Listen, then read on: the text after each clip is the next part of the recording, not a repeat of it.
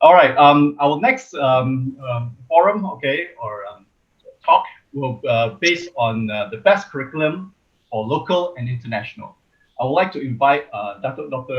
Habibah Abdul Rahman, former Director General of Education Malaysia, Dr. Hasni Muhammad Al-Hajj, the Group CEO and Principal of Adi Islamic School, Malaysia, Mr. Huat, the Country Director of Cambridge Assessment International Education, and the moderator for today will be Dr. Cheah, the Principal of Seri Kuala Lumpur Primary School, Malaysia. Please welcome us. Assalamualaikum. Hello, everyone. The curriculum is an integral part of the education system. To determine the quality of an education system, primarily one would look at how much students learn and develop during their time in the system. In turn, it would determine the talent development of the future generation.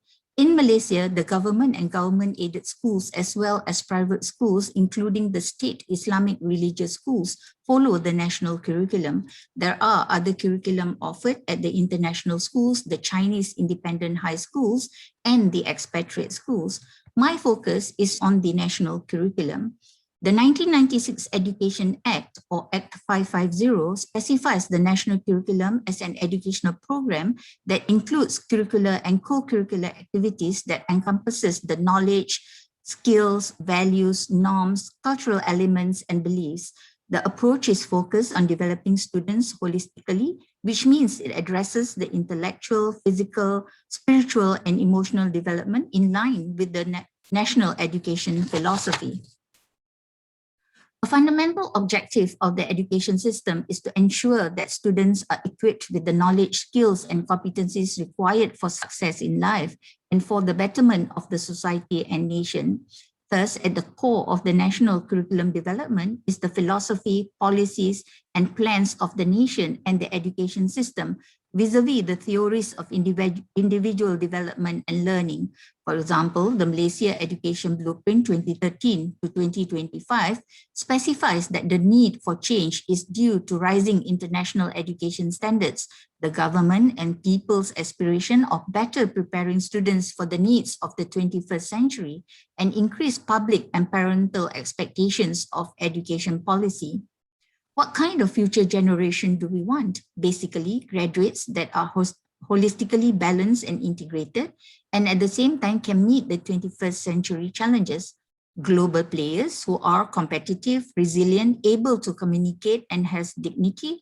Responsible citizens who are courteous, united, patriotic, fair, loving, and responsible, who can contribute to the social well-being of society.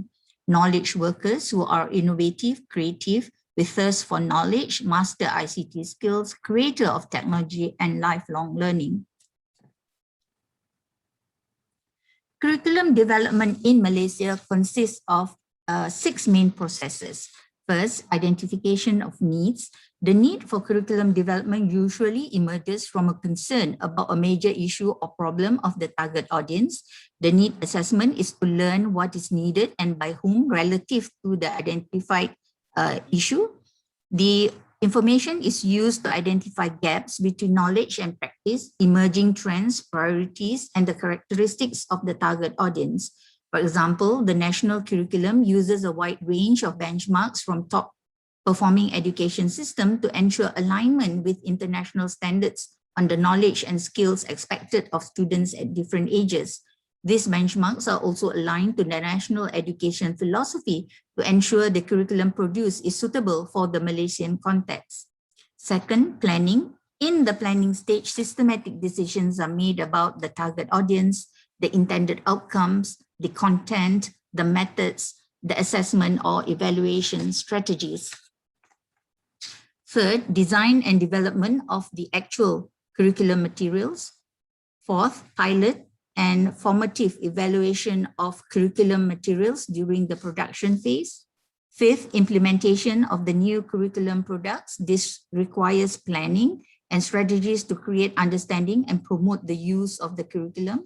Sixth, monitoring and evaluation.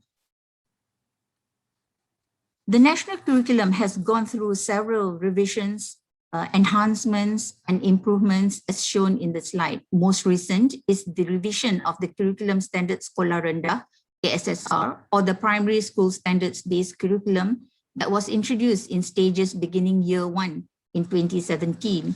At the secondary level, the new Curriculum Standards Sekolah Menengah, KSSM, or the Secondary School Standards-Based Curriculum was introduced beginning from 1 in 2017.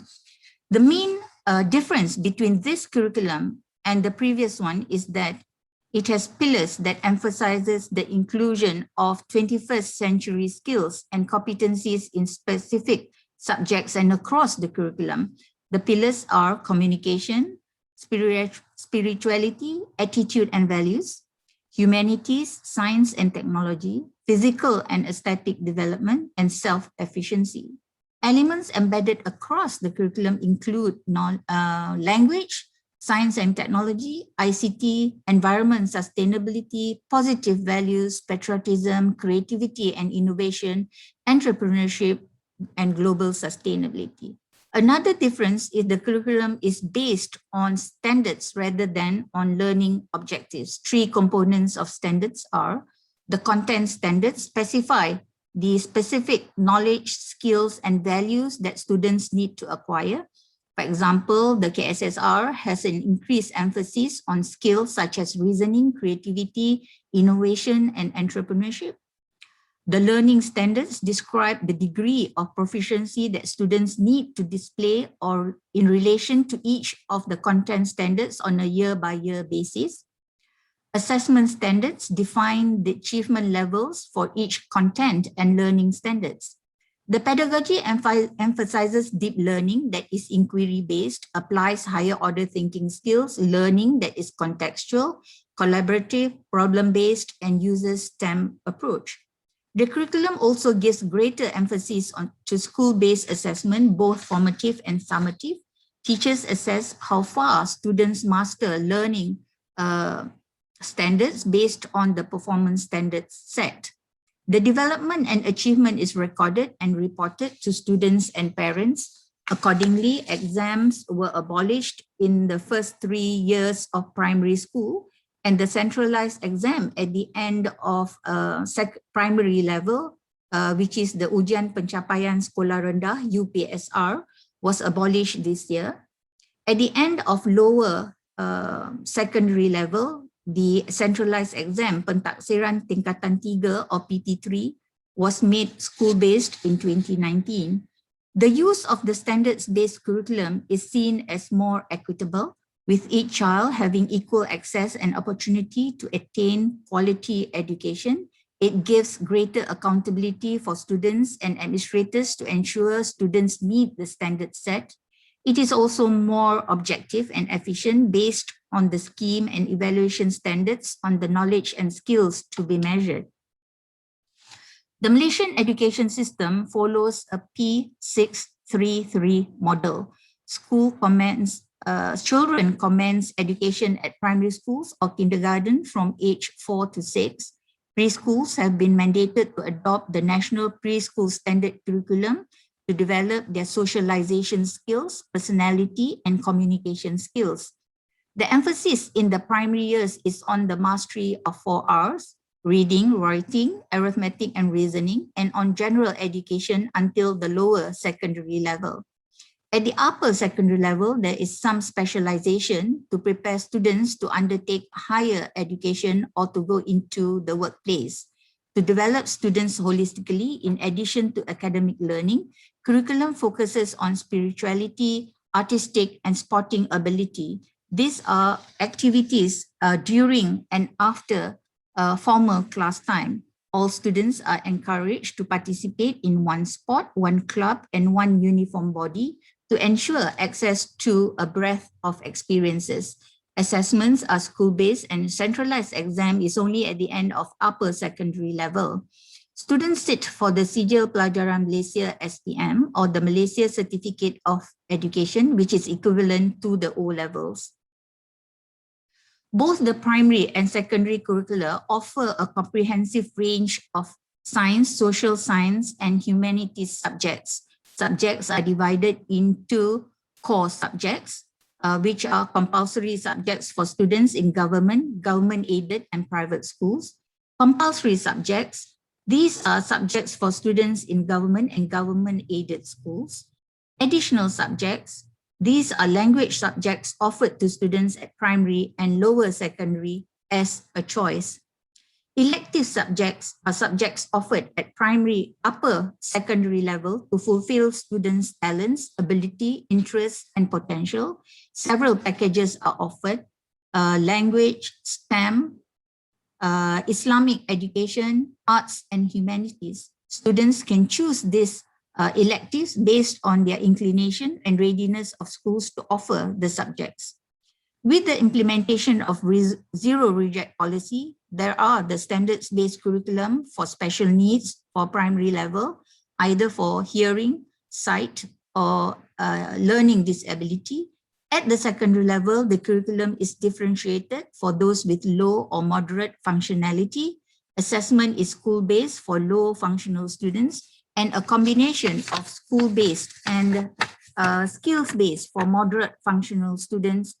For vocational education at 89 vocational schools, there are 36 main programs that are skills-based and accredited at certificate and diploma level.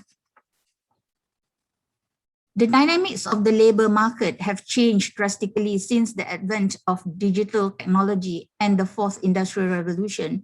Rapid and wide diffusion of emerging technologies are transforming how tasks or jobs are carried out by creating new roles for humans which require different skills and competencies. There is growing evidence of mismatch between skills required for content and future for current and future workforce and the skills of current employees, including recent graduates from various education institutes. The 21st century skills gap is costly. A key challenge is in developing the curriculum is ensuring that it would provide the necessary skills for the workforce. The current trend suggests the curriculum taught in schools would be the best step in equipping students with the necessary skills rather than having those in the workforce to be reskilled in new emergent skills. The curriculum must provide students with a broader set of 21st century skills. Evidence such as from the LinkedIn survey shows that while soft skills are important, equally important are the hard skills. The majority of those essential in the current workforce are technology related. These changes require education system to empower children and youth with different skills and competencies. The COVID-19 crisis has changed how we live, work, and learn in ways that will alter our behavior even after the pandemic. It has accelerated trends that were unfolding at a much slower pace before the crisis and will persist after the pandemic recedes. Evidence such as from McKinsey Global Institute, the future of work after COVID-19 2021 indicates three broad sets of trends affecting the future of work, which is remote work, e-commerce, and automation. The crisis has permanently changed workplace conditions and skill sets needs, and how we can prepare for this future. For example, digitalization accelerated faster than imagined possible. For education, the pandemic's uneven impact on student learning threatens to widen inequality while at the same time delivering rapid developments in digital education and digital fluency. Policymakers need to seize this opportunity to address emerging gaps and provide the necessary policy, content training, infrastructure for digital education. Can the curriculum be flexible enough in supporting learning in the new normal, especially with constant disruption of school closures and the effectiveness of home-based learning? Much of the curricula cannot be adapted quickly to home-based learning, and students face the anxiety of not knowing how their school year will progress. The curricula is complex. It has pillars, it has elements embedded in the curricula and across the curricula. Thus, it would be difficult to deliver wholly through home-based learning. there is a likelihood that student progression against formal curriculum were not fully covered due to school closures. Curriculum in Malaysia needs to be more flexible and readily adaptable to address the needs of the workforce as well as the current and post-COVID-19 situation. The written curriculum must be supported by the appropriate teacher, training, infrastructure, and infrastructure development, as well as community involvement to enable efficient implementation. Thank you.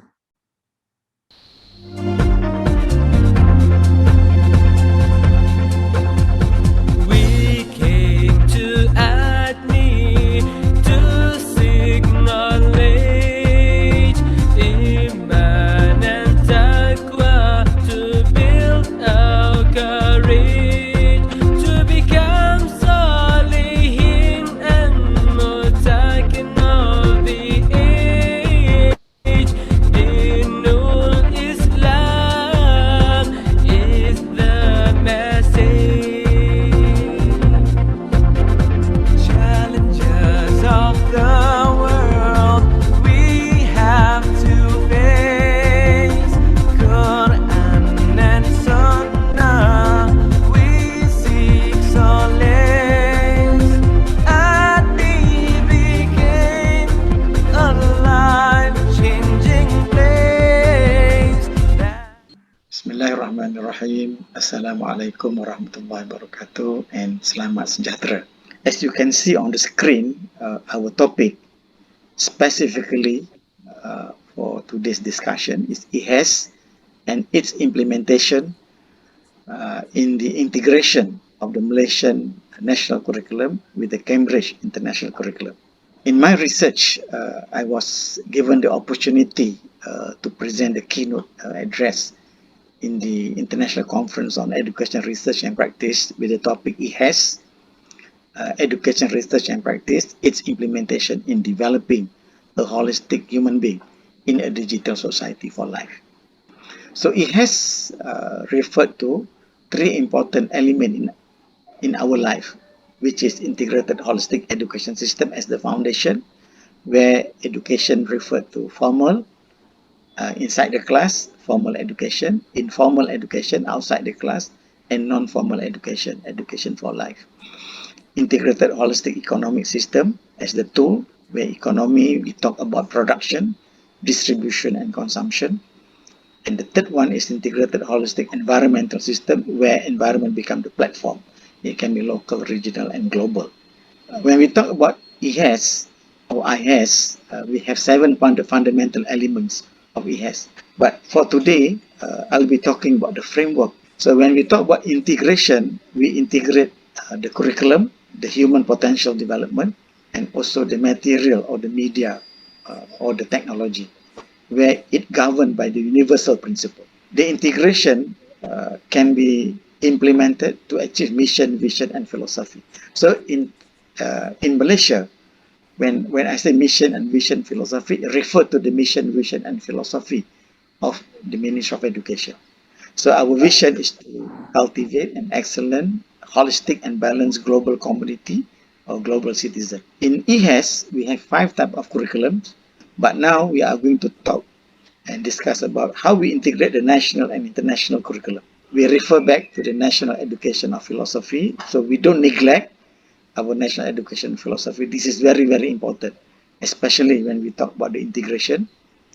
Then we talk about the national principle, where we have Rukun Negara, belief in God, until courtesy and morality. Then with regards to holistic human being, we are talking about total development of the mind, the heart, the soul, the spirit, and the physical body. But the target is the heart. And this is our tagline. The heart of education is the education of the heart. Now we enhance further from teacher-centered or educator-centered, student-centered to heart-centered, and finally to God-centered. Because God-centered here referred back to our 5 principles of Rukun Negara. So this is the study path for the integration. I just show you from secondary 1 to secondary 5 Then we have internal exam, junior high school assessment, and also Ministry of Education assessment, which is PT3. And we also have the first sitting for Cambridge assessment, international education, IGCSE, October, November 2024. We have another sitting 2025, May, June. But after May, June 2025, we focus on July onwards, where we have preparing our student for SPM, for the national curriculum during November and December. And after that, they can venture into tertiary education or professional courses. So in this integration, we need to integrate the 5 process based on the outcome-based learning, where we have immersion of knowledge, character building, skill and competency enhancement, academic achievement and application in life. Integrating the 3 learning approaches, instructional, reception of knowledge, discovery of knowledge, and immersion of knowledge. Give you an example for mathematics, how we integrate mathematics syllabus or syllabi based on IGCSE and SPM, where we can consolidate and finally we integrate. For example, week 2, 14 January, for example, we have a topic, equation inequality, algebraic representation, and manipulation, where we have this topic both in IGCSE and also SPM. So for those subjects that is only present in IGCSE, for example, rate ratio proportions, so this is an added value to our national curriculum. So from there, we have activity. So for example, when we teach instructional reception of knowledge, educator integrate and deliver subject content, which includes international curriculum and also national curriculum. So we have activity-based and outcome-based learning. And then for coaching, educator integrate and delivers values-laden ideas in relation in the subject content, international curriculum, and also national curriculum.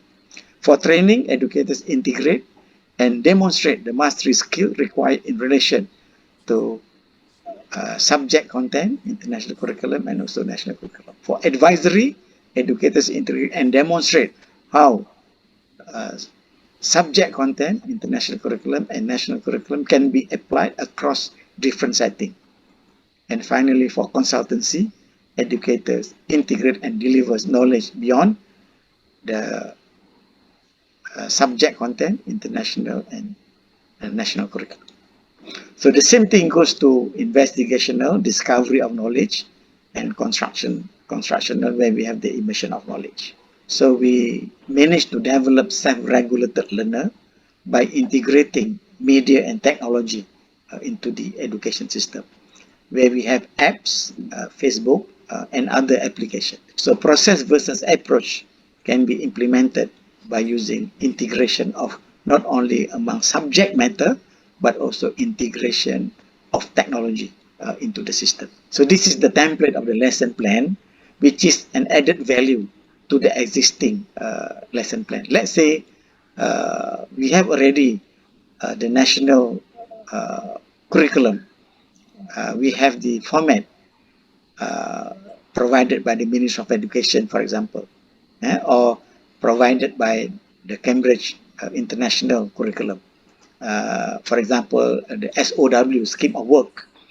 But again, this template is very useful because we want the holistic approach, where we have teaching and learning, coaching and learning, training and learning, advisory and learning, and consultancy and learning. So we have the both examination band and also character band, where we also integrate both band and to come up with the achievement band.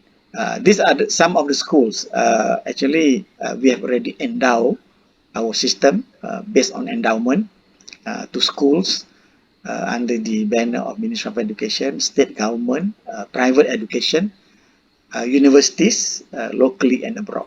So these are some of the products of IHES. For example, Zakwan, born in 1989, went into the system at the age of 4, completed IGCSE, because at the age of 14, he cannot take SPM.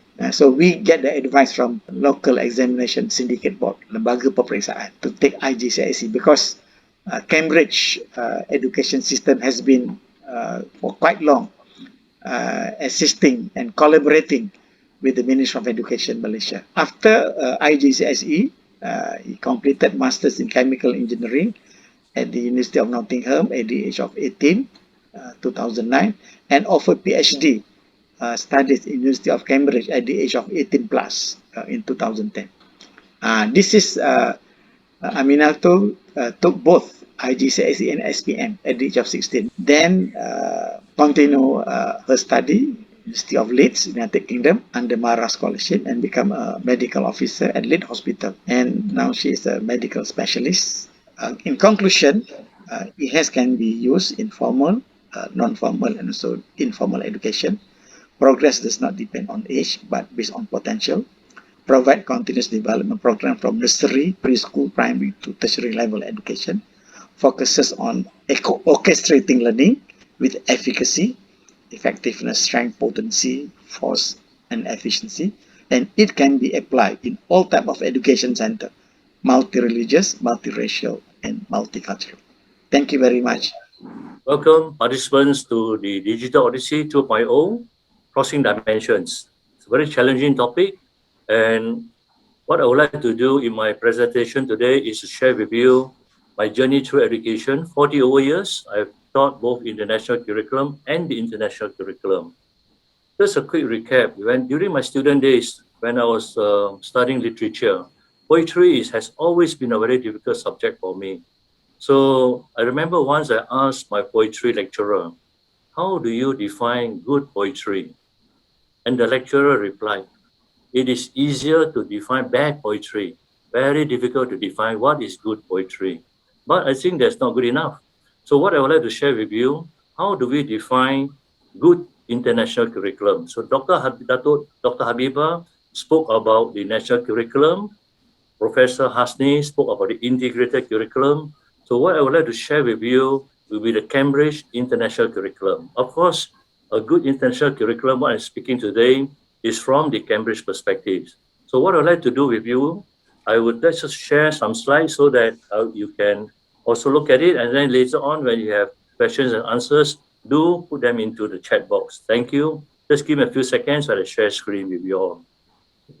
So what is considered a good curriculum? As I asked just now, there are 3 key elements to consider from the Cambridge perspective. Number 1, how well does it prepare students for, you have to consider, higher education. Number 2, careers or work. Number 3, future lives. You can't run away from these 3 key areas in life. So when we talk about it, there is also, what I put in is the 4th dimension. A good curriculum ought to have what is called universal appeal. It must be able to transcend ethnic, religious, cultural, and regional differences. So that 4th dimension actually is my dimension. Yeah? So I'll elaborate a little bit, the 3 key areas to consider. The first one, preparation, number 1, for higher education. So how do we develop students' deep subject knowledge? Number 1. The 2, conceptual understanding. The 3, higher order thinking skills. You can't run away from higher order thinking skills. So if you talk about deep subject knowledge, prepare students well through conceptual understanding, and also insert a lot of higher order thinking skills into the curriculum so that you prepare them well for higher education. Number 2, you cannot run away from careers. You can't say just study for the fun of studying. So you have to look at careers, and in order to prepare students well for careers, the subject have to be current and relevant. There must be a wide choice and flexibility of combinations. So in Cambridge, we always advise the 2 key areas to look at is broad and balanced. And quite often I like to put in enlightening. So people ask me, what is enlightening? So to me, enlightening, there are 2 aspects of it. 1 is a skill you learn, you use for life, like a language, like you learn how to play the guitar, you learn how to play basketball. And the second part, if you learn something, it will touch really your soul, yeah, deep down inside you, like literature. If I read Julius Caesar when I was in primary 6, I read it again when I'm in Form 5. I read it again when I finish university. I read it again when I start working. And I read it again when I'm 40 years old. You'll find that every level of Julius Caesar has a different meaning to you. To me, that is enlightening. So when we talk about broad, balanced, and enlightening curriculum, there has got to be a good combination of hard and soft skills. So that is preparing them well for careers. And then after careers, what do? You have to prepare them for future lives. So for us in the Cambridge curriculum, we all try to immerse three very powerful and highly desirable learner attributes. So these attributes will inspire students to love learning, and in turn, it will help them to achieve success in school, higher education, the workplace, and life in general. So I elaborate a little bit more, the 5 learner attributes. The first attribute that we embed into the Cambridge curriculum is the confident learner. With good subject knowledge, deep knowledge, conceptual understanding. The second attribute, the responsible learner.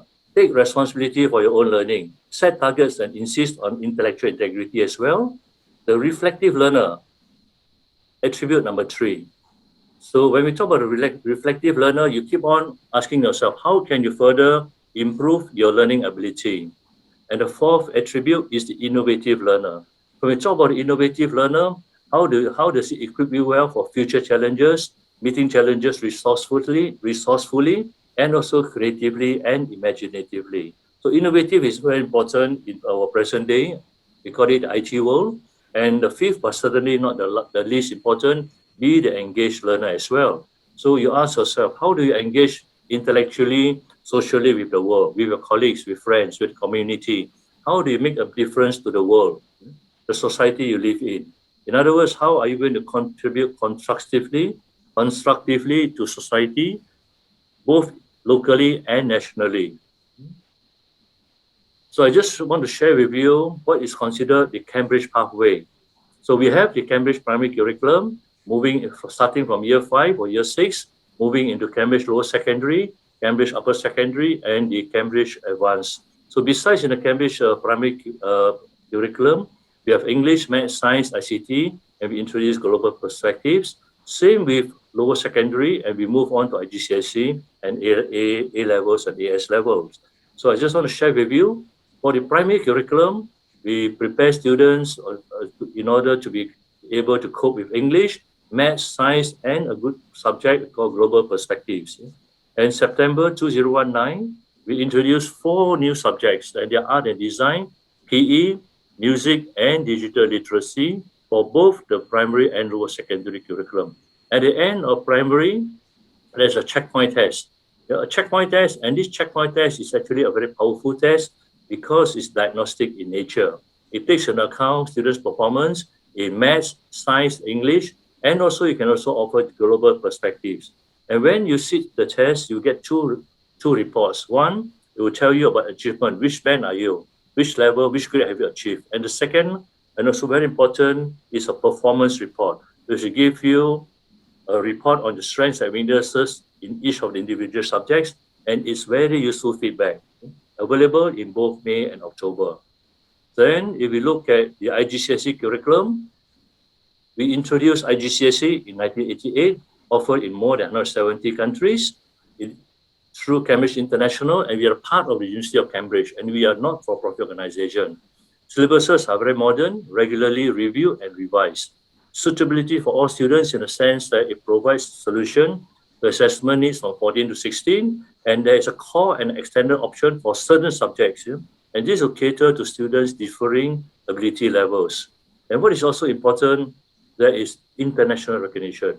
There's widespread international credibility as an educational qualification. And you take the IGCSE into any part of the world, there's acceptance into pre-U or the matriculation program, like A-level, South Australian matriculation, IB diploma, and so on.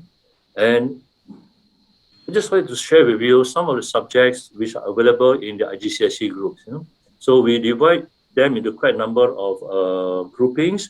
I start with creative and professional. So under creative and professional, we have accounting, art and design, business studies, computer science, ICT, drama, enterprise, music, physical education. There's the traditional maths, maths, international maths.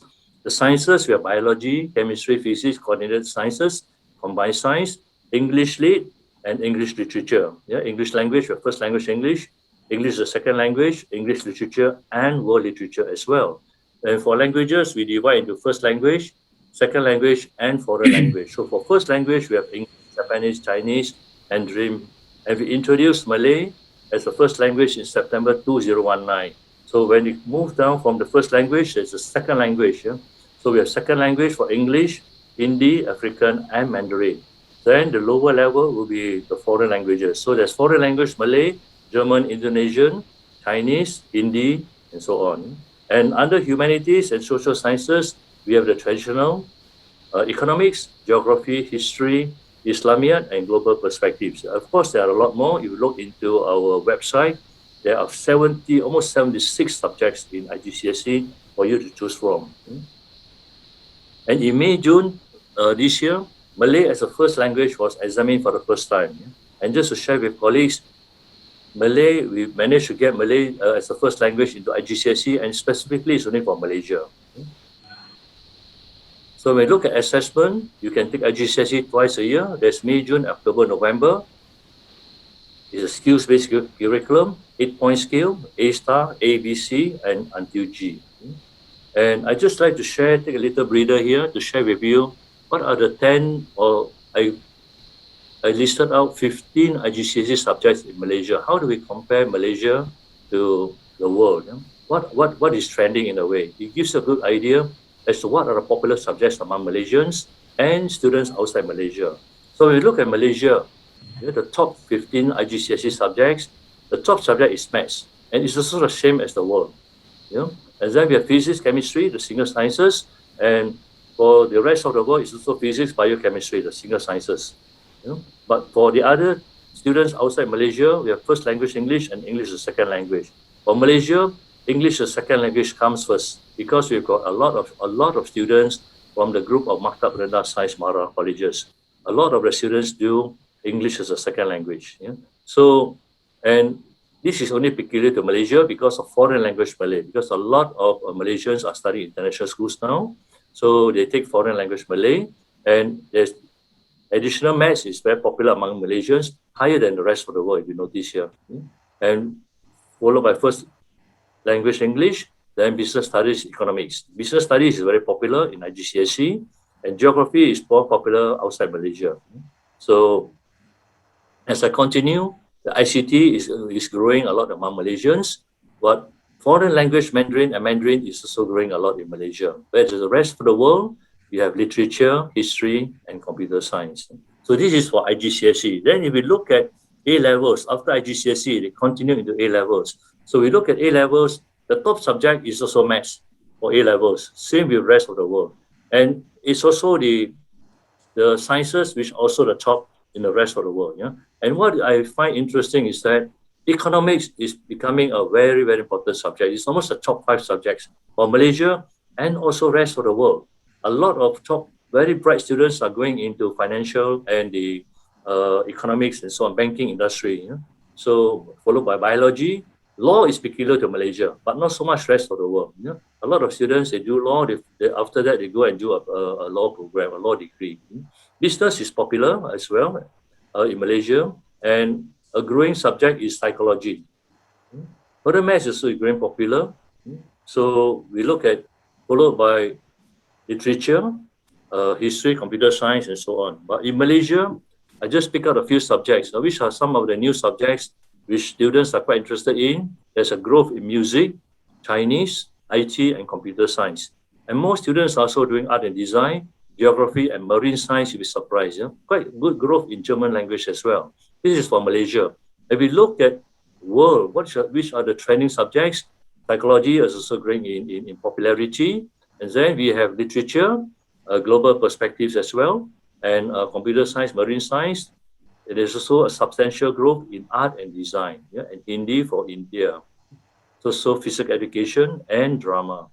So with that, I just want to tidy up what I've just presented regarding what is the good international education. And This is our contact details. It's in the website, www.cambridgeinternational. There's an email there, our office address. I'm based in Malaysia at the Petaling office. And I just want to say thank you. If you have any questions, do post it into the chat box and we'll come in and answer the questions later on.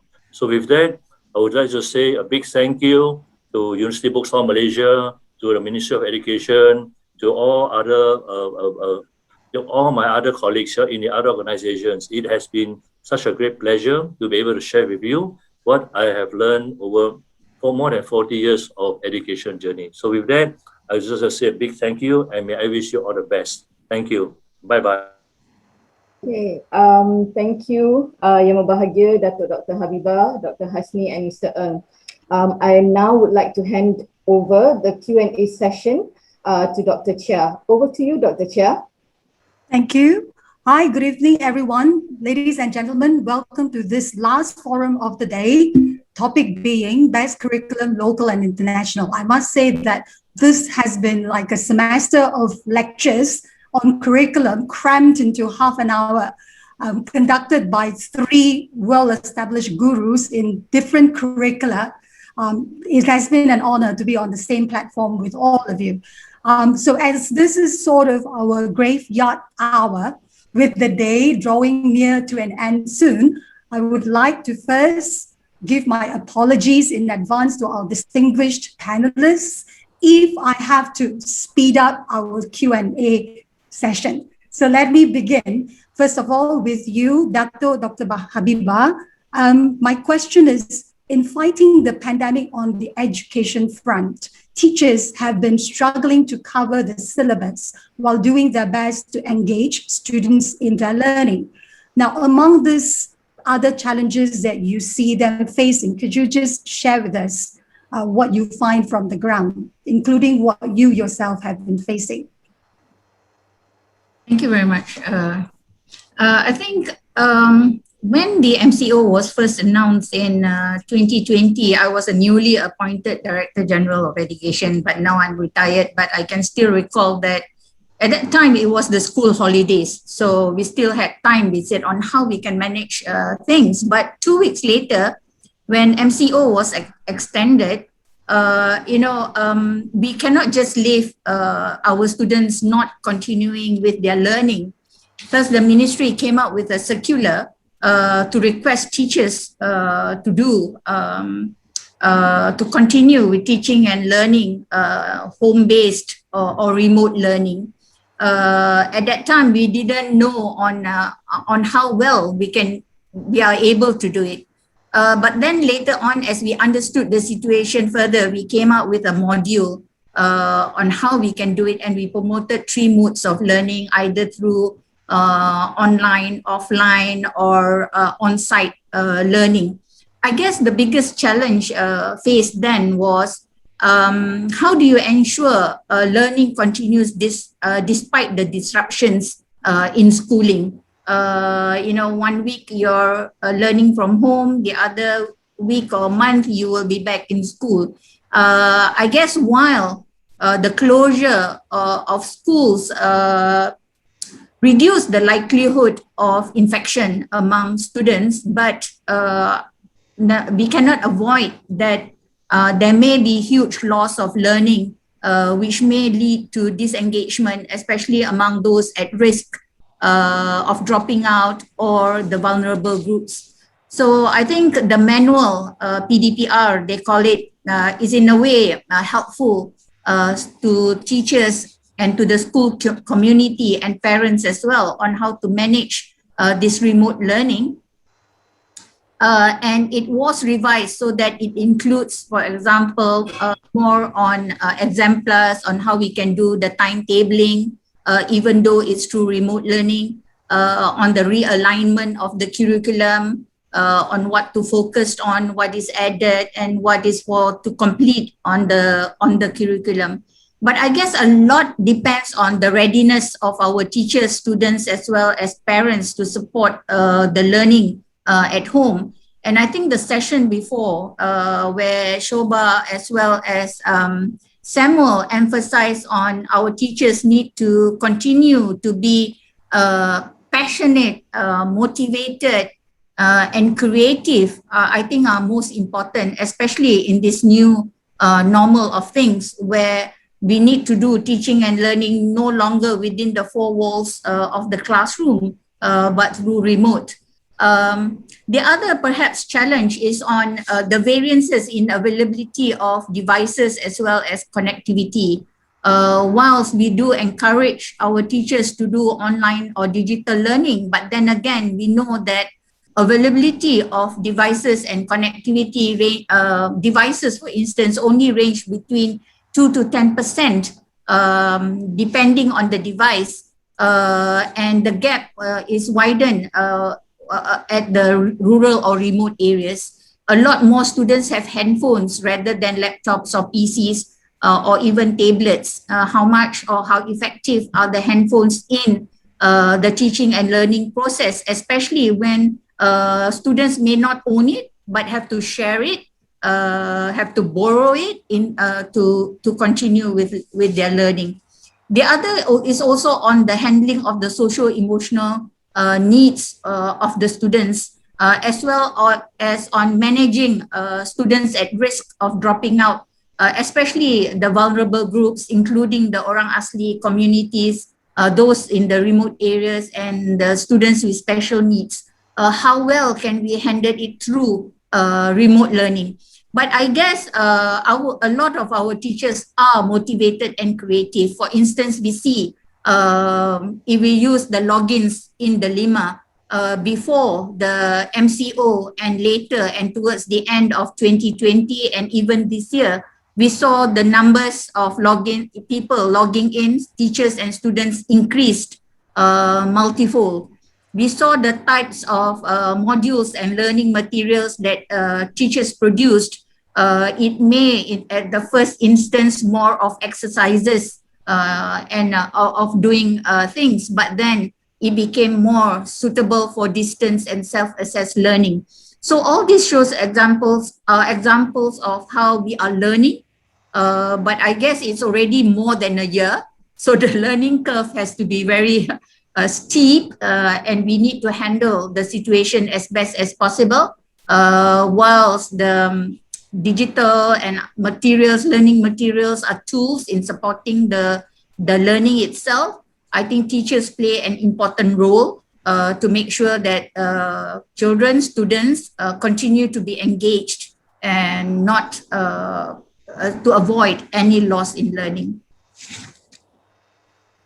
Thank you, Dr. Habibah. It is always such a great pleasure listening to you, because I know that I could just ask you a very simple question and you would give me a lot of input. And thanks again, Datuk.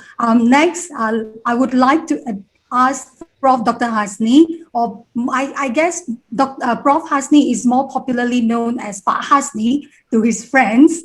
So thank you again, Pak Hasni, for giving us a comprehensive overview of IHES. You've put forward an education system that in your presentation, you stated that it could be applied in all types of education centers, regardless of whether with any differences in terms of religion, races, or cultures. So it all boils down to system. And I would like to ask you a rather philosophical question here. Why is it important to have an education system? Okay, over to you, Hasni. Thank you, Dr. Cheah, and to everybody. Yeah? I will make it short, brief, and precise, direct to the point. First of all, having an integrated holistic system, especially in education, ensures focus and target on the desired learning outcomes of any education institutions.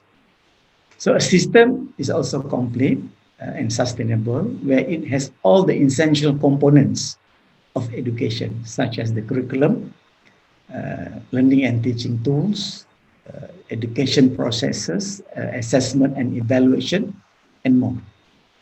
Furthermore, a system is also contemporary and suitable for all education institutions, comprehensive and balanced, integrative and harmonious, and finally holistic and universal. I think that is my brief and short answer to your question. Thank you, Hasni. So since you have been so condensed in your answer, I would just like to take you to the next question. In your presentation, you also mentioned the word endowment. Yeah. So the question is that could you enlighten us a little bit more about IHES and the endowment of IHES? Yeah.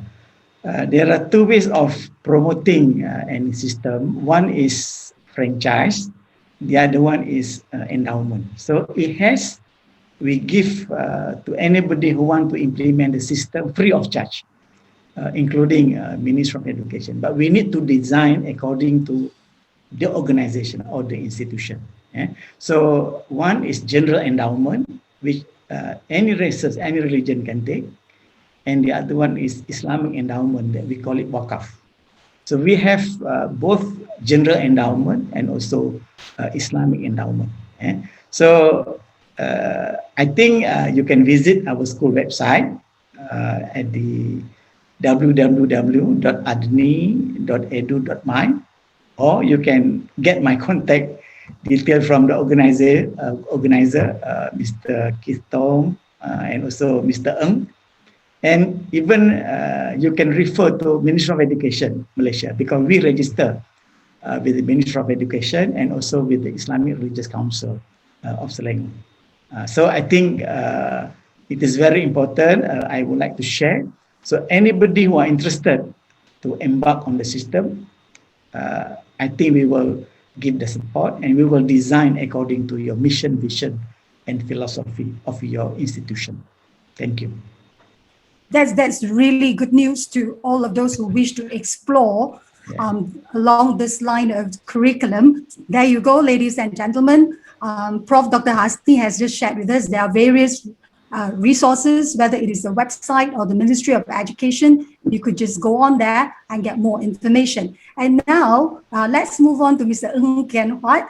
Mr. Ng, I've listened to your presentation, and you at one point you were mentioning there are more than 70 subjects in the IGCSE. So it's really a long list. So let's come back to the very basic of it. Is there a minimum number of subjects that a candidate should take for the IGCSE? Thank you, Dr. Cheah. Can you hear me? Yes, sure. Loud and clear. So, okay, I just, before I answer the question, I would just like to give a little preamble, a bit of information.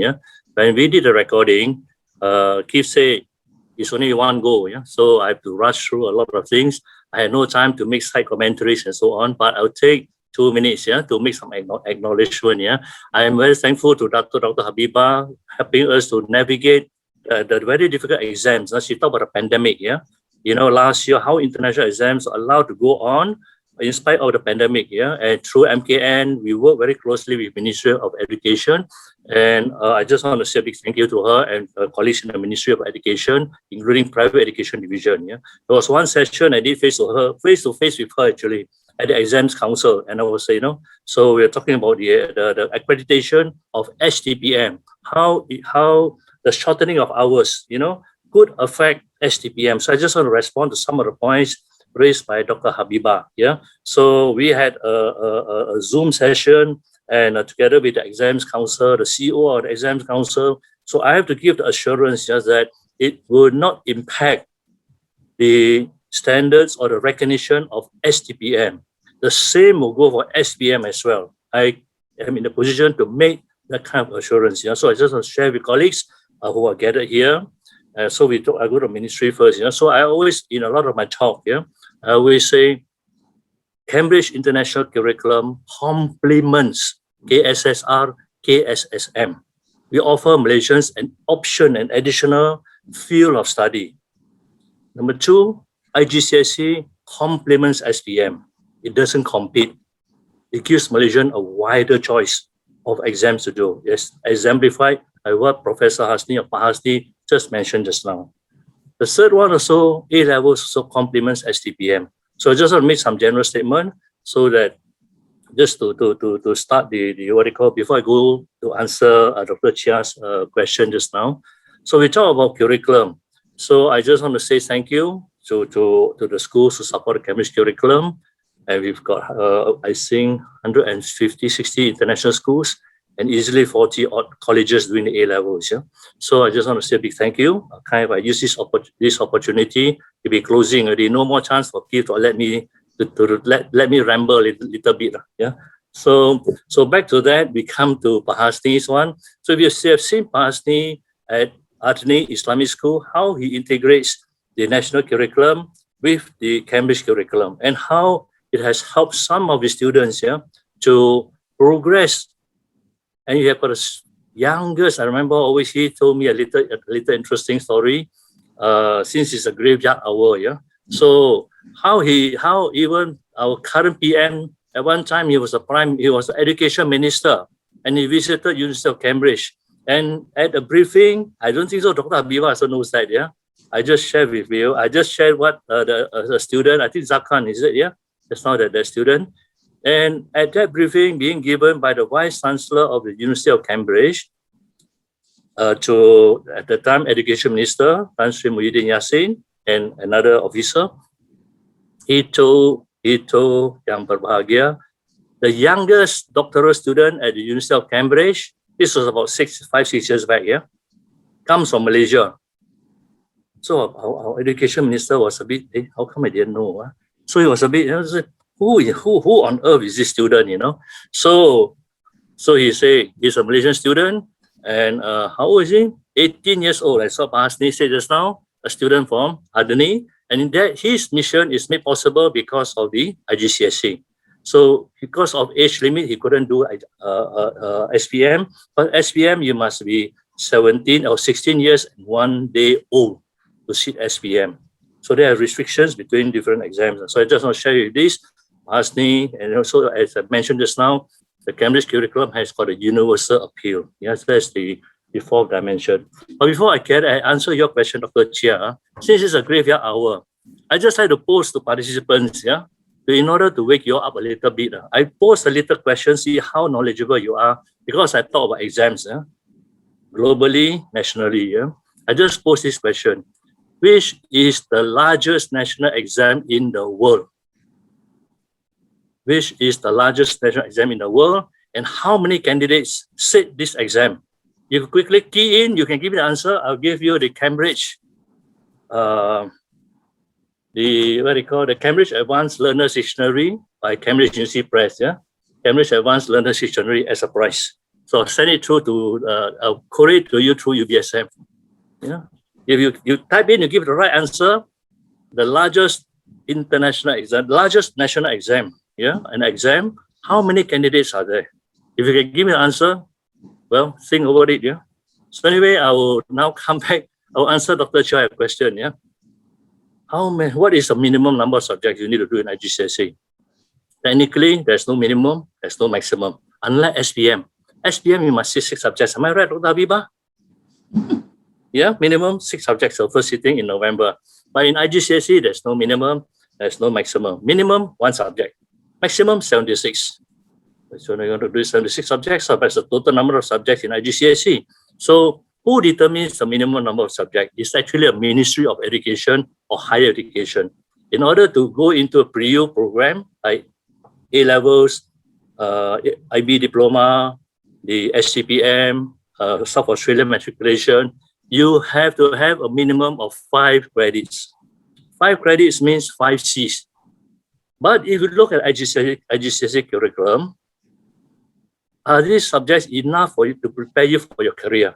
So you look at, if you're entering the science stream, you will need English and Maths, which is compulsory.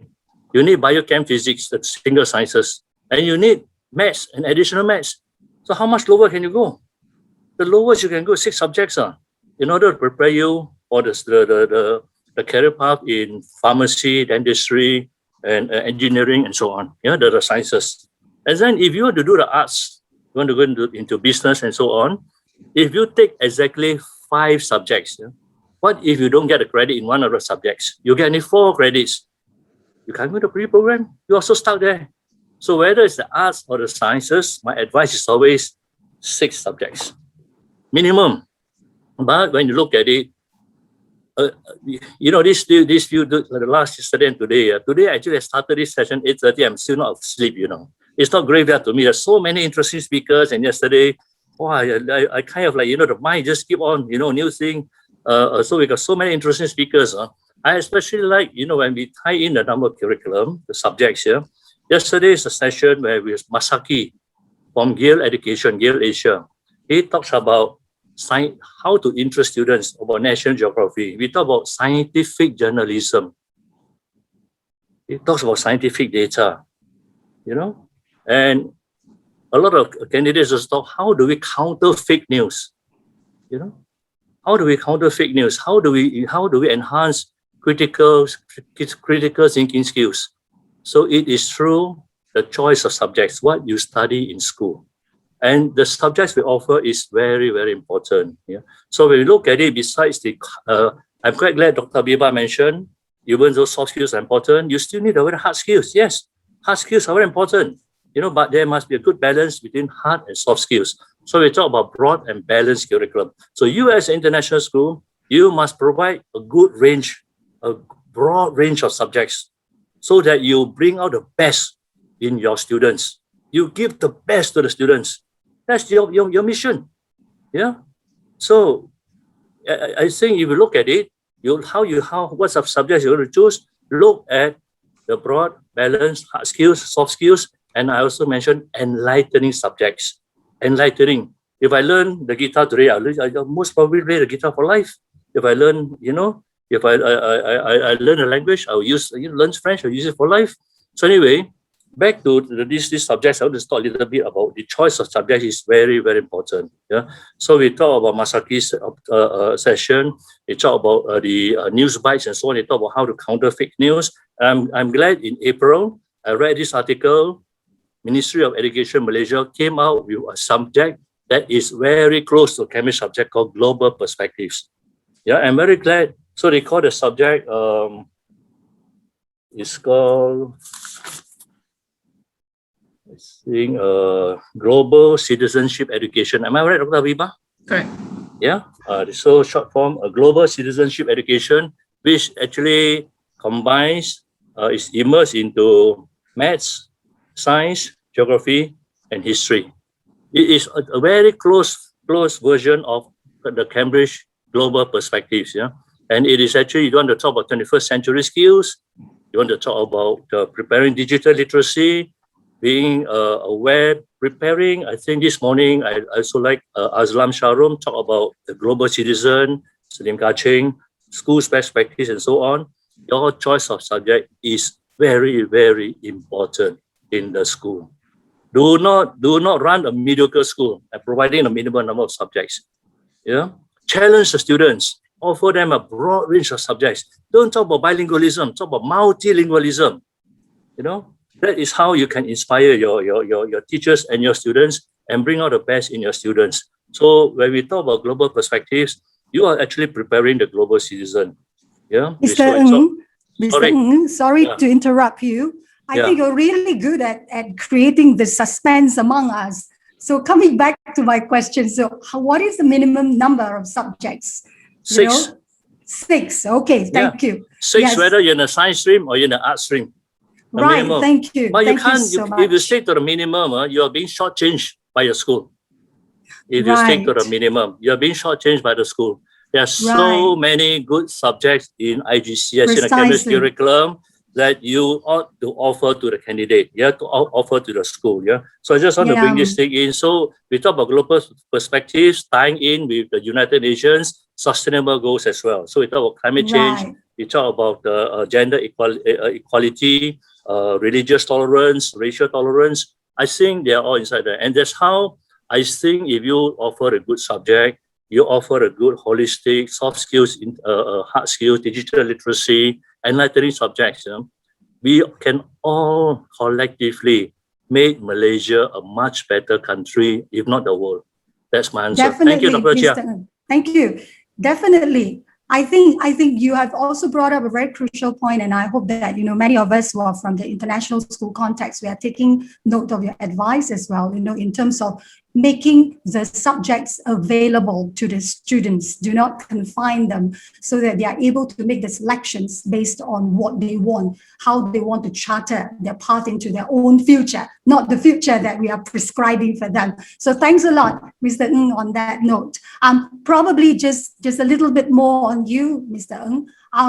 So just a very quick one to enlighten our audience here. Is the A-level qualification accepted for admission into the local universities? I'm asking the obvious here. So just a quick one from you. I think the assurance to our audience would be great. Mr. Ng? Many things in life, Dr. Cheah, many things in life look obvious, but actually they are not. Whenever somebody asks me, can I ask you a simple question, Mr. Ng? I know it's going to be a tough question. You know, that's how human beings behave, you know. They always camouflage. So I put a question in very simple terms, Dr. Cheah, but actually it's not that easy. It's not a simple question, yeah. So I'll answer the question. The keyword is local universities. I normally categorize local universities 3 categories, yeah. First one, state universities. State universities like USM, you know, we call them public universities, USM, UKM, they are the state universities. For state universities, they do not accept IGCSE and A levels. Yeah. So this is government policy, SPM and STPM. So where state universities are concerned, it's quite clear. The second category is what I would call the semi-state universities or the quasi-state universities. Sometimes you can also call it statutory universities. They are universities like University Islam Antarabangsa, UIA, University Petronas, MMU, Uni10. They accept IGCSE and A levels. That's how a lot of students from Hasni school, the Islamic school, they do IGCSE, they join with 5 credits, they join their foundation program. Yeah, am I right, Hasni? Yeah, quite a number of students do go to UIA. So, and besides that, quite a number of students also do go to University Petronas now after their IGCSE. So these are the quasi or the semi-state universities. The third category will come under the private universities or the university, the private colleges, and they include, there's so many in Malaysia now, you're spoiled for choices. Yeah? So we look at it, the range of choice that you have, yeah, is amazing. You start from Sunway Taylors, Inti, Nottingham, Heriot Ward, Reading, Tata UC, there are so many, KDU, Inchi. All these private universities and colleges, they all accept IGCSE and A levels. Yeah, so, and also I would like to add one extra point. There's also some students who finish just the AS, the first part, the 12-month, they finish AS level because A level is divided into AS and HO. So they finish the AS after 12 months, they get 3 good subsidiary, 3 good grades, and they can apply for a place in American or Australian or Canadian university, and they can leave. You know, so even the AS is accepted as a standalone qualification to go for universities overseas, but not in Malaysia. Yeah, Malaysia, they complete the MQA only requires complete A levels. So I hope that answers the question, Dr. Cheah. Thank you. Thank you. Thank you. Thank you so much, Mr. Ng. And I guess that, you know, since Mr. Ng in his presentation of his last slide, he has left behind his contact details. So ladies and gentlemen, you know how to reach out to him if you require more details. And now I would like to come back to Dr. Habibah. You know, the current situation seems to suggest that home-based or hybrid learning will have to continue for some time into the future. So I'm just wondering, what do you think can be done or should be done to the curriculum so that, you know, besides ensuring the continuation of teaching and learning, as yourself has mentioned earlier, the well-being of both teachers and students are taken care of, not just the well-being of the students, but also the well-being of the teachers. So can I have some of your thoughts on this, Datuk? I think for a change in the curriculum will require time in the formulation or design of the curriculum. And definitely the curriculum that we are using currently, the KSSR and KSSM, when it was designed, of course, you look at the technology, you know, the pedagogy, the assessment on how you're going to translate and do it within the classrooms or how learning would happen. But I think at that point of time when it was designed, we never thought that it has to be like this through remote learning. So as I mentioned before, the curriculum itself is so complex. There's a lot of elements embedded within the curriculum, across the curriculum. It's not just the cognitive aspect, but more of a holistic development that we hope from the curriculum. That's a tall order, and our teachers are not used to doing remote or home-based learning. So I guess when the ministry last year conducted a survey amongst our teachers, one of the question was, if you compare doing teaching and learning through home-based learning as compared to when you do face-to-face within the classrooms, how do you compare in terms of coverage of those lessons?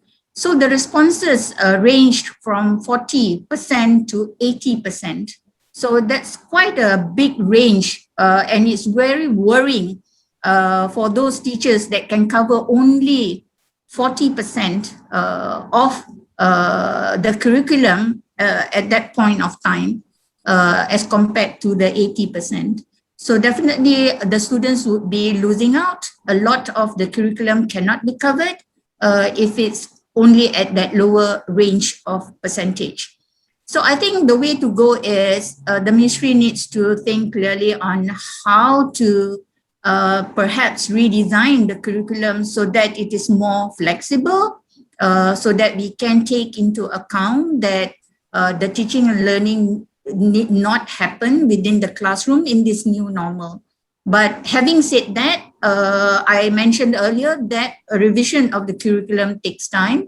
So I guess the first step that the ministry had taken last year was to realign the curriculum so that the curriculum is looked at where is it the most core, where is it added upon, and where do you need to emphasize in terms of completing the whole curriculum. That would support the teachers on how they handle whether it's through online, offline, or whether it's a hybrid situation. But then the teachers need to understand the guideline that's provided by the ministry. But I guess the other is important is that the ministry started upon digital education and digital learning because we were moving towards the fourth industrial revolution. So it started much early on, but the pace was slow. But the COVID pandemic has accelerated that. Suddenly you see the need for more digital learning to happen. Whilst earlier, I think in the conversations before, we said that the devices, the connectivity are provided to the school, not even to the classroom, but to the school. But now children are not attending school, they are at home. So how do we then support when the devices and the connectivity are within the schools? So I think that's where, perhaps another way of how, while, it's a disadvantage, but then again, how do we address that in terms of going forward on learning when I think a lot can be done through digital learning. And even post perhaps pandemic, when students can eventually come back to school, still those devices, those digital learning can be integrated as part and parcel of the learning process itself within the classroom and also out of the classroom. Thank you, Datuk. Just one question back to you, Pak Hasni. I'm just curious. I hope this doesn't come across as an overly sensitive question, but I'm very curious as I looked up on IHES. So I'm just wondering, and I believe that there are teachers out there practitioners or like me who are also equally as curious about IHES. So here's a question. With the permeation of faith-based values in the IHES curriculum, what are the challenges or do you see any challenges in terms of promoting a progressive and practical worldview among teachers and learners who adopt this IHES? Okay, thank you, Dr. Cheah. respected Dr. Habibah, Mr. Ng, my friend there, Mr. Keith Tong, and to all my beloved brothers, sisters, and friends. Okay, just want to share with you, IHES is not an international school. I believe the Malaysian education system is the best in the world. This is what I believe. That's why when ministry asked me, why you don't set up an international school? So I told them, I believe Malaysian education system is the best education system in the world. But at the same time, we need to integrate the international curriculum to get a holistic and integrated overview.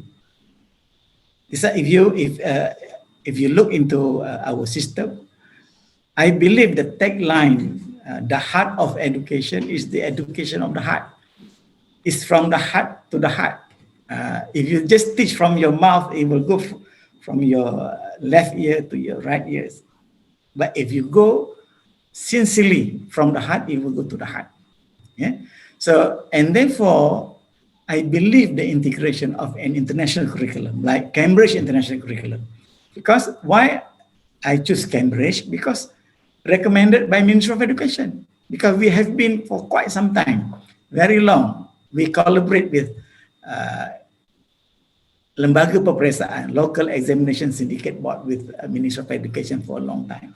I'm also from ministry, I'm still with the universities. Yeah?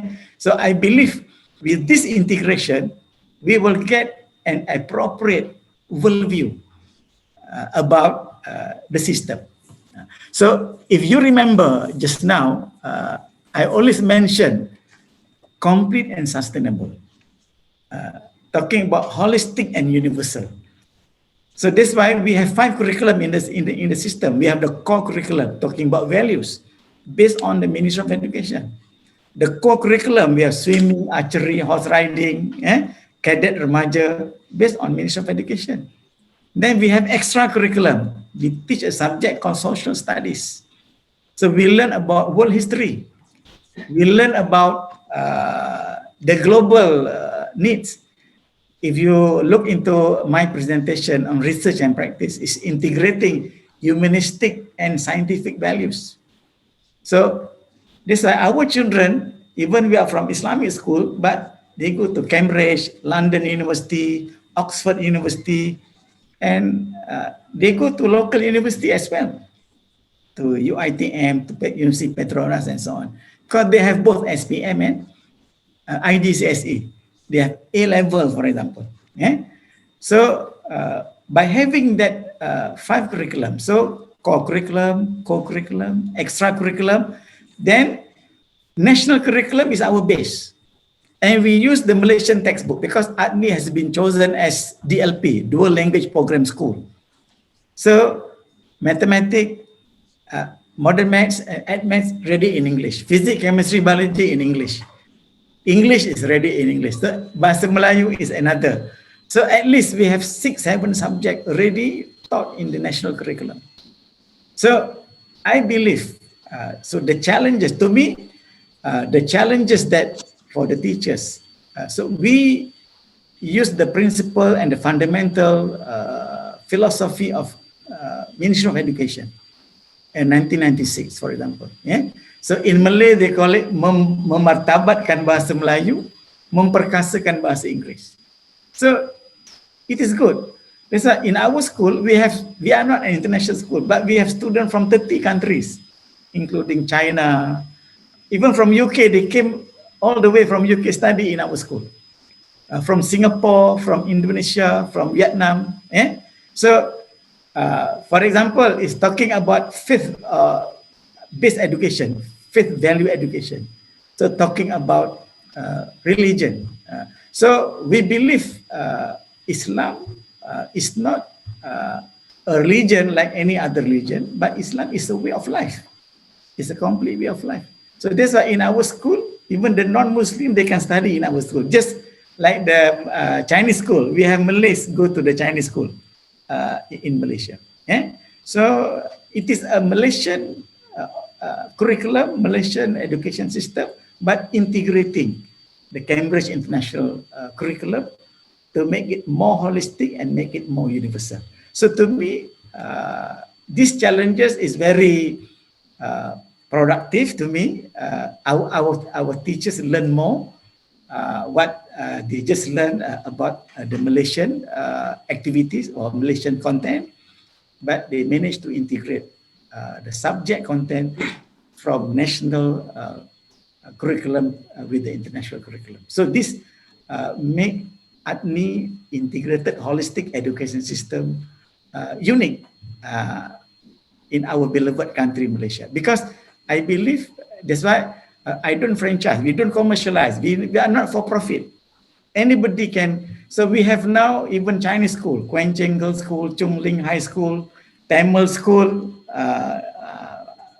Malay School, Ministry of Education School, State Government School, they are embarking. And one of the model now under the Ministry of Education is in Muar by the name of SMKA Haji Muhammad Yassin under our Prime Minister's name. Yeah? So I think, I believe those challenges will enhance our teachers and enhance the quality of our education globally. Thank you.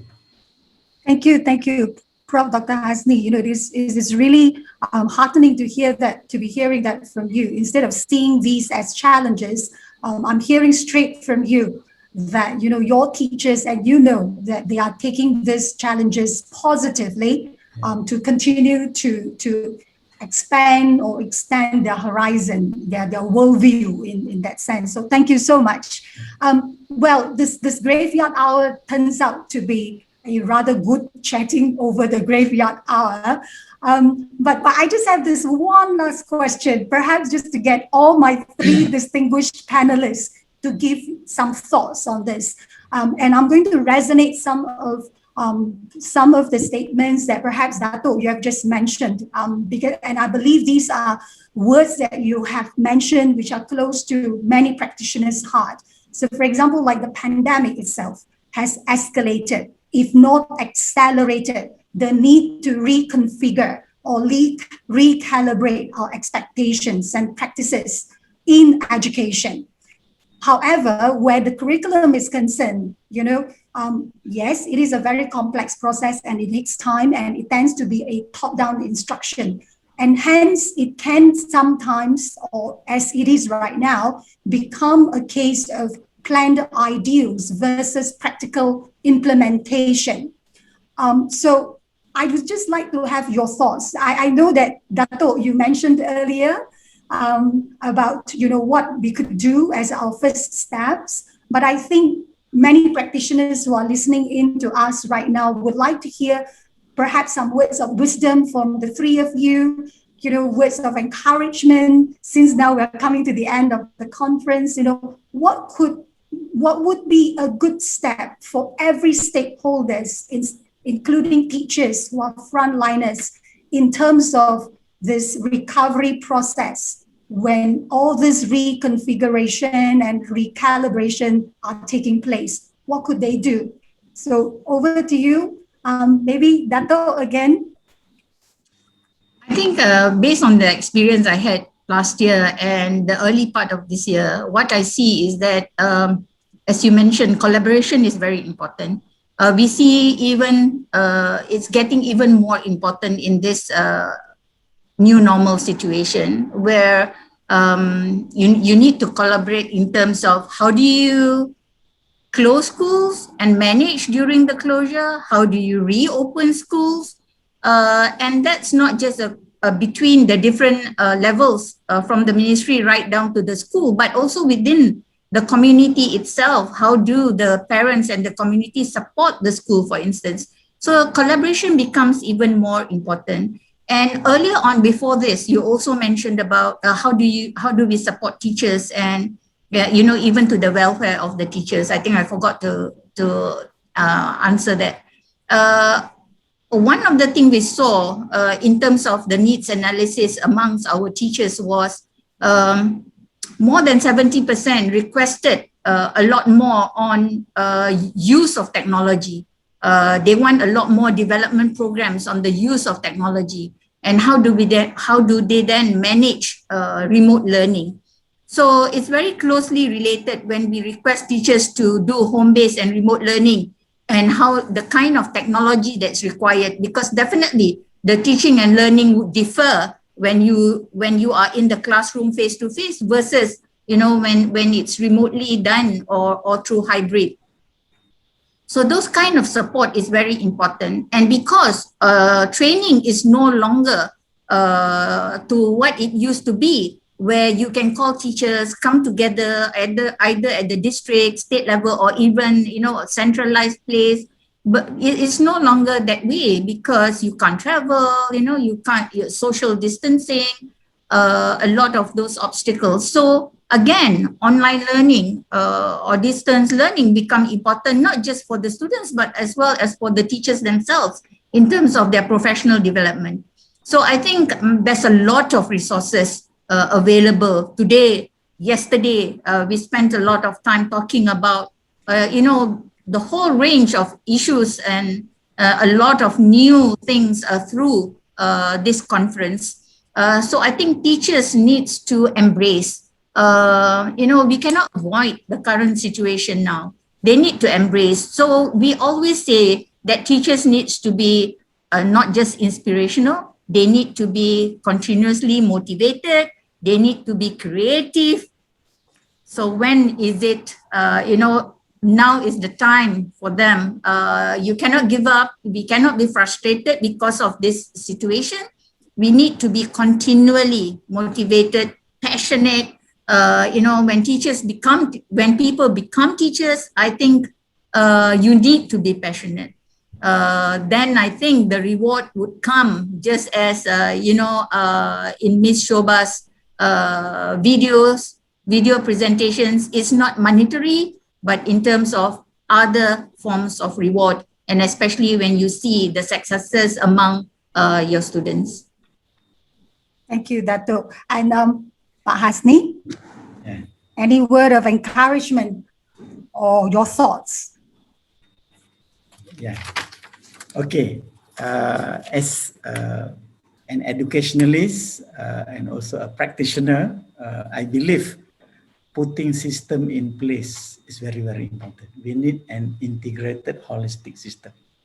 So with regards to the pandemic of COVID-19 locally and globally, I believe within the system, from my experience, because our system has been implemented in India, in Indonesia, in UK, in Middle Eastern countries. So normally there are 7 fundamental elements that you have to put in place. So in Malaysia, we have been talking about SOP from Kementerian Pendidikan, Kementerian Kesihatan, and the challenges become more and more. The intensity of the problem and challenges is increasing all the time. So I hope this congregation in this conference, I would like to share that IHES is an integrated system. There are 3: integrated holistic education system, whether it is informal, or non-formal education. The other one is integrated holistic economic system. We have to survive. If we cannot survive, then our school will close down. Talking about production, talking about consumption, talking about distribution. And the third one is integrated holistic environmental system, where the environment becomes the platform. It can be at national level, regional, or global. Yeah? So with these 3 integrated holistic system, I need to share, because I've been implementing the, alhamdulillah, our teacher stays, every month we still pay salary, no pay cut, no retrenchment. And then we give benefits, we give award, Teachers' Day and so on. Yeah? We not only motivate, but we have to activate. Because many people motivate, but they cannot activate. And many people visualize, but they don't actualize. So IHES for all, IHES for life. So there are 7 fundamental elements that we have to look in developing any SOP. The first one is guiding principle. It's very important. So anything that you want to do, please follow the guiding principle within your organization. Number 2 is the framework. It's very, very important. As I mentioned just now, if you want to integrate, you have to integrate appropriately the curriculum, the human potential development, the technology within the framework of universal principle, following the philosophy of education, Ministry of Education. So this is the framework. And number 3 is the component. What are the components that we have to consider in these challenges of pandemic COVID-19, for example? So we need to identify, we need to define, we need to explore, we need to have our action plan, and we have to review. Every action that we do, we have to review. Because we have a lot of things, not only pandemic COVID-19, now we have variant, Delta, and so on. What comes next? We do not know. It's unexpected. That's why we need a system. So number 3 is education modeling. Because you cannot trial and error. Today you want to say like this, next week you cannot say something else. We have to be definite, we have to be sure what we want to do. So that the appropriateness of what we want to perform and produce result, especially in education. So in IHES, we have 5 learning outcomes that we want to produce. The first one is immersion of knowledge. And number 2 is character building. Number 3 is skill and competency enhancement. Number 4 is academic achievement. Number 5 is application in life. Why many people become stressful? Because they learn education for exam, not education for life. This is the biggest challenge. So the education modeling must be appropriate. And this is part and parcel of the endowment that I want to do, free of charge to everybody. Yeah? So number 3 is EDMS. EDMS is Education Management System. It is a subsystem of IHES. At the same time, it is a benchmarking because many institutions focusing on just getting the standardization, get the certification of ISO. Sometimes ISO is quite closely related to industrial activities, factory and so on. You have your manual, your procedures, work instruction documents. Whereas education, you are talking about the mind, the heart, the soul, the spirit, and the physical body. So we have to integrate both best practices into the system. So the benchmarking, just like now, the environment, they are not following ISO anymore. They are following EMS, Environmental Management System. So EMS 9000 version 2021, for example. So EDMS is very important. So maybe, inshallah, Ministry of Education with the supervision of our minister, we can set a benchmark worldwide that Malaysia to be the role model for EDMS. So the third one is governance. How are you going to govern and manage, administer the organization? And the number 7 is the implementation model. How we are going to implement the system, and then how we are going to have 2 things. One is transformation, not only education, but social and economic transformation for our beloved country. And the second one is reform, how to have a continuous improvement within our system for our beloved country, Malaysia. So this 7 fundamental element to me is very, very important when you want to create or develop an SOP. Even not during this pandemic, even in the normal situation. So based on my experience, I'm very grateful that Ministry of Education have been supporting me, and the state government also supporting me based on my endowment, and until today, including Ministry of Finance also, Human Resource, Ministry of Human Resource, contributing a lot in the organization. Not for me, but for Malaysian, for all, regardless of race, color, and religion. Thank you. Certainly, thank you so much, Prof. You know, the 7 fundamentals that you just shared with us, that reminds me of, you know, going back to the old days when I was in the universities. We always talk about ISO and all, and then you have really brought up some crucial points here.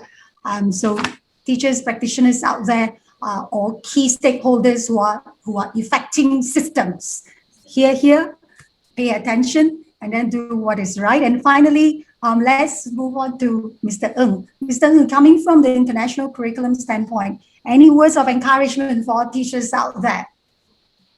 Thanks a lot, Dr. Cheah. I hope you don't regret asking this last question, yeah. Because I find that when you give the mic to the teacher, they can talk until the cows come home. Yeah. Very true. If you want to be a good teacher, number one, you must like to talk. The second criteria, you must enjoy talking. If you don't like to talk and you don't enjoy talking, you make a lousy teacher. Prove me wrong. So anyway, I just want to share something. Yeah. What stimulated kind of triggered off a bit my journey back in Kelantan days. Yeah? I started off as a teacher in Kelantan way back in the late 70s. Yeah? Erica Tam's talk on about how the laziest student in her class became the most hardworking, you know, and how she was motivated it's a challenge to her. Yeah. So when you look at it, you know, Steve Wozniak talked about helping teachers to become the context expert more than a content expert. I thought there was some food for thought there. Yeah? So we talk about Hasni, talking about the context, how we operate, Dr. Habibah, talking about the pandemic situation. We look at it even in my 21st year working with Cambridge. Last year and this year were my most challenging years. I'm sure the teachers also find that they were the most challenging years of their life. Those have been in teaching, you know. Datuk Habibah, I don't think so more stress than anything else, you know. Coping with can school reopen and all, how to do PDPR, you know. Last minute, you come out, you'll be so resourceful. So I just want to share this with teachers, yeah. When you're feeling down, when you are like want to give up, yeah. What you do is that just think of the very important person in your life. That is your student. Don't let your student down. If you yourself give up, your student will suffer. So when I started as a teacher in Kelantan with Erica Tam say, I was an English teacher, teaching in a secondary school, Sekolah Menengah Hamzah Machang. That time Kelantan, it was like really Gua Musang. You cannot go into Gua Musang. You have to take the train into Gua Musang. No road, you know. And whatever my teachers taught me during my deep ed, yeah, all my mentors, you know, about all the theories, motivational theories, learning theories, all these things. After 1 week, yeah, I went, I was so tired. I took all my teaching notes second week. I dumped them all in the waste paper basket. None of this worked in Kelantan, in Machang. Very difficult. You know, teaching English to Form 4 science students, half the class were not interested. They gave me hell, actually. So I took away all the management, classroom management. This also shared with Shoba and Samuel Isaiah as well. Yeah, this is today's session about motivating teachers. So what I did, I like Erica, I didn't give up. So because how to change their thinking, you know. So when we talk, because in Kelantan, the students call, you know what the term for Bahasa English? You call it English, they call it Bahasa Kafir. Bahasa Kafir. So how do you turn them around? You know, the thinking, the mentality, is so negative. So that was a challenge to me. So I just want to share with teachers: when you think you're down and out, please do not give up. Think of the most important person in your life, and that is your student. For me, as an examiner, I have also, when the COVID started in Tawau, the first few nights I slept 4:30 a.m. I don't tell people how to help the school to manage the exam. You can ask Sarina, ask Sufyan, how we were talking on the phone at 11:30 p.m. Not a.m., p.m. You know, so these were the challenges that I also have to face. So when I am also faced with such a strong challenge, what I do, the most important person, I think the most important person in my career, that is the candidate who's sitting the exam. I cannot give up. I have to make sure the student is able to take the exam through thick and thin. So that is number one. Yeah. So I just share with you, wherever you are down and out, wherever you think like you want to throw down your spanner, you want to give up in life, think of who is the most important person in your career. You won't be able to give up. Yeah. So that's how I think I want to share, getting the experiences from what I heard over these 2 days. And before I end, so I thought I've looked at some of the questions, answers to my questions, So I will just share what is the answer in case some of you may want to find out. I asked, which is the largest examination centrally conducted in the world, So I'll leave it to Keith. I've got some answers, some say IGCSE, but I'll share with you the right answer, so that you can go home and not seeing whether you give the right answer or not, So the right answer is CAIE in China.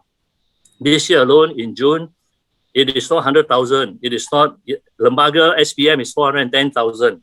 IGCSE is 1 million. CAIE is 10.78 million in China. The college entrance exam, that is the biggest exam in the world. So I leave whichever name submit to me, because there are some on Zoom, some on the Facebook. I leave it to UBSM to give the prize. So with that, I just want to say thank you, Dr. Cheah, my good friend, Prof. Hasni, Dr. Habibah, Sarina, those on the phone, and the hardworking team from UBSM. I just want to say thank you. Thanks a lot, Dr. Cheah. Pass it back to you. And thank you, Mr. Ng. No, I don't regret throwing you that question, because I know that you were from the grassroots. You're one of those, you're one of us who used to work as a teacher before. So you do have something valuable to share. And see, you even brought out the fox cave for all of us. And that's a nice story to share. Well, ladies and gentlemen, I hope that you've enjoyed this graveyard session with all of us here. And as the moderator again, I would like to say a very big thank you to our distinguished panelists, Dr. Habibah, Dr. Hasni, and of course, Mr. Ng and Huat. I think let us all just have a quick recap before we cut it off for today. From the last question, what I gathered is that, yes, the curriculum can sometimes be that documentation that puts a lot of practitioners or even school administrators under stress. However, in times when it gets really tough, let us, in Dr. Habibah's words, embrace the change, don't give up. In Pak Hasni's word, we have to survive.